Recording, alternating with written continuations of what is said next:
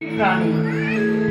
প্রতি বছর তোমার জন্মদিন 25শে বৈশাখ আসে ঘুরে ঘুরে। পূজিত হও তুমি বিশ্ববাসীর চিন্তা চেতনা হৃদয় মন্দিরে। বঙ্গ সাহিত্যের কোনায় কোনায় সুনিপুণ তোমার বিচরণ।